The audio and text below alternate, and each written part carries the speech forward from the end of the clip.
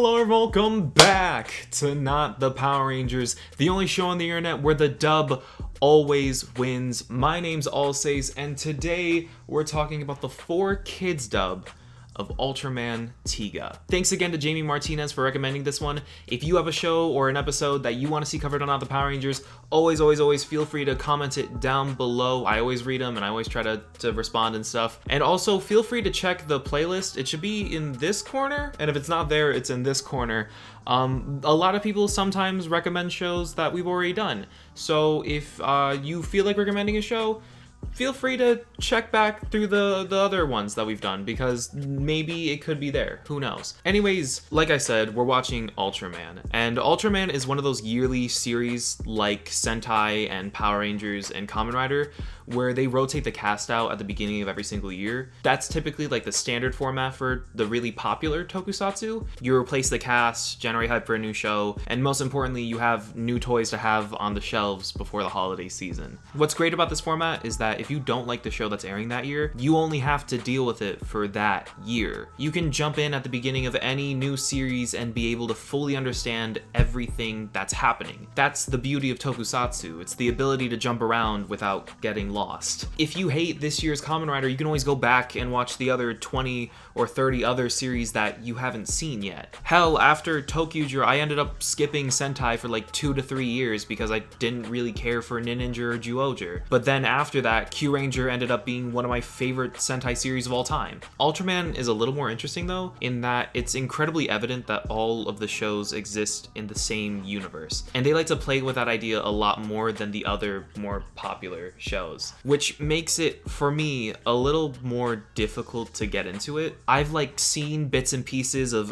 Ginga and X and R/B. Is it Rube? I've never heard anyone pronounce it out loud before. Is it like a double O's Phi's type of situation where like it's written out one way but it's like pronounced another? And I'm hauling through Taiga right now, but I normally drop Ultraman due to like their episodic nature. And when the show isn't episodic, it's about stuff that I don't even know about. You know what I mean? Recently, Ultraman had this crazy boost in popularity, especially in the West. And like before Ginga in 2013, Ultraman was one of those shows that would pop up and then it would just kind of leave every so often, every couple years or so. It was never like a continuous, long-running, yearly thing until like recently. They tried to accomplish this before in like the late 90s, early 2000s with Tiga, Dyna, Gaia, Nyos, and Cosmos all airing consecutively one year after another. And it was kind of successful for a little bit, but again, it dropped off eventually. So Tiga was like the beginning of like the late 90s, early 2000s era of Ultra series, trying to like go yearly after taking a 15-year hiatus from the franchise. And because of that, Tiga was always set in its own little universe, separate from all the series that came before it. And it did a lot of things differently. It really tried to modernize the show, which is what kind of makes it perfect to be the first one to have like an English dub. It's not really connected to anything else, and like the modernized feel of the show should fit pretty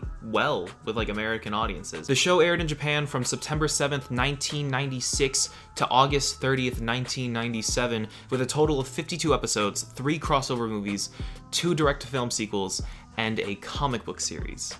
Needless to say, this is one of the most popular shows in the entire franchise, which again makes it perfect for it to be the one to be like adapted into the American market, you know what I mean? Before the dub started in 2002, the only Ultraman series that were adapted for Western audiences were the original Ultraman, Ultra 7, Ultra Q, and the movie Ultraman Towards the Future. And there were actually quite a few things that were changed in the dub. For instance, there's like a new English theme song, and some minor story things were changed to fall in line with like Fox standards, and other story stuff was changed just because no one gave a shit, really. For instance, Captain Aruma was changed from being like a stern commander to like basically a fucking dunce. And actually, some of these changes ended up making the English episode like a minute or two shorter than its Japanese counterpart. They stopped airing the show on March 15th, 2003 at about episode 25 due to low ratings, meaning that only half of the series was ever really adapted. This show is also interesting because it's been like lost forever from what I found. I'll try and remember to add the Lost Media Archive page in the description, because this show is actually wild in how like so much of it is missing, and it's also crazy to see that like Ultraman is on a .org website. It's kind of wild to me. And it should go without saying that we kind of have to work with what we got here. I'm sorry if the video quality is like subpar, but we're actually really blessed to be able to watch this show to begin with. As of now, the only dubbed episodes that have been archived are episodes 1, 6 through 4, 13, 15 through 19, and episode 21. And we don't know if we're ever gonna find the rest of the dub. So right now we only have half of the episodes that we got in the States, which is kind of crazy.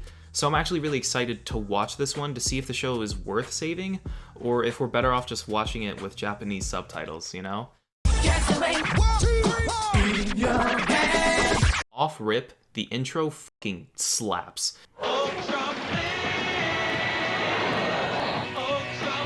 It definitely has that 90s Saban repeating the series name over and over again vibe to it, but it does it really well because it also has this early 2000s pop punk sort of twist to it that makes it really fun to listen to. The show opens at 2049, and for the first time in history, the people of Earth are at peace. This is thanks to the Terrestrial Peacekeeping Commission known as TCP. This all changed once a meteor crashed into Earth and fell strikingly close to the TCP headquarters. And a subsection of TCP called the Global Ultimate Task Force Squad, or GUTS, is a team of 7 individuals who specialize in dealing with supernatural occurrences. They're called into a special meeting to inspect the meteor, and this is when we're introduced to our main character, Daigo. While inspecting the meteor, the team finds that there's actually a space capsule in the center of it. It starts glowing and shows a projection of an old woman. A woman? She looks like my yoga instructor. I love how that's the first thing that comes to her mind when she sees this. Like, oh Stacy, what are you doing in there? The woman starts speaking gibberish, so they pull out the voice translator that they've never used before, which makes me question why they ever invented it to begin with. Oh, finally! After all these years, the voice translator actually comes in handy. And they sync it up to Instagram's mainframe in order to start translating. Zumi, let's sync it up to the IG mainframe. And she tells him how kaiju from a billion years ago are about to come back to life in order to wreak havoc on society. She sends him to a sacred pyramid of light in the land of Tiga in order to awaken an ancient guardian warrior. I wonder who that is. Everyone believes that it's just a bunch of BS, except for Daigo, until they get a video signal from Eastern Island of the kaiju awakening from the ground. Looks like my mother-in-law. Yeah, you're right. No, her nose is bigger. But there's a resemblance. Yuzari was right. What the hell is this dub? Is that what happened in the Japanese version too? 空を切り裂く怪獣メルはなぜ今怪獣が地球に異変が起こってるんです。 How does that become this? Like, how does that happen? So they fly out to where they think the Pyramid of Tiga is, and the other monster awakens from their sleep. Daigo starts hearing the lady's voice in his head, guiding him towards where the pyramid is. He and the rest of the team walks over to the pyramid, where they are greeted by 3 giant statues. One of the warriors ends up calling to Daigo, causing him to inspect that one in particular, and the monsters show up in order to destroy the pyramid. They go back to their jet planes, and Daigo flies in close in order to stop them from destroying the last statue. And he gets hit and starts crash landing, when suddenly his body is transferred into one of the statues. Once awakened, Daigo and Tiga combine powers to fight off the monsters. Mid-battle, he changes colors twice for some reason. They don't ever really explain it. And in typical Ultraman fashion, the light on his chest begins to glow, indicating that he's running out of time. He performs his version of the Ultra Beam and flies off once all the monsters are defeated, leaving Daigo to have his own little moment as he refuses to tell the rest of the team that he is actually Ultraman Tiga. I also ended up watching the Japanese version of this with subtitles, and while not a direct translation, which no dub ever is, it does get the main point, but quite a few things were actually changed. For instance, there's a lot less jokes in the Japanese version, which allows for a more concrete tone during certain segments of the episode. And once again, Iruma is made out to be a complete idiot in the dub, which is not at all the case of how it was in Japan. Another major thing is that the team actually interacts with a kaiju within the first 2 minutes of the Japanese episode. And I'm actually kind of glad that they cut that scene in the dub, because when it gets to the part where no one is meant to believe the asteroid except for Daigo, it makes no sense as to no one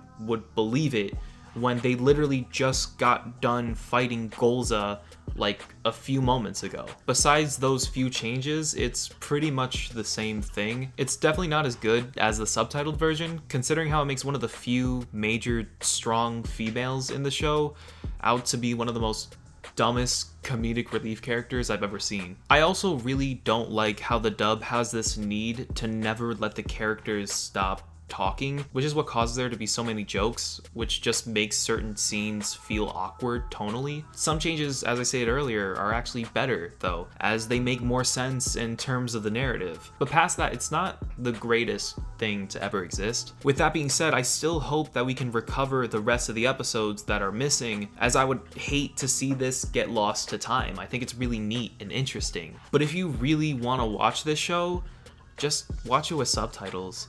If not only for the fact that the picture quality is like a million times better on those episodes. I would be interested though in seeing a team of individuals try and remaster the few dubbed episodes that we do still have, using the higher quality footage from the Japanese show, because I think this is really interesting and cool, because it's one of the few times where we really try to dub over an entire series and bring it to America. It's never been tried before like that, and I think with all things considered, it's just really neat to have. Anyways, I hope you join me next time on Not the Power Rangers, where we'll be going over Los Luchadores. I don't really have a comment saved for this because a few people recommended it, but someone's going to be popping up right here. I know a few people recommended it, but I have this one on the list for a while. But again, thank you to whoever here recommended it. I really appreciate it, and hopefully we can get more comments like that. Anyways, I hope to see you in the next episode. If not, that's cool too. Bye bye.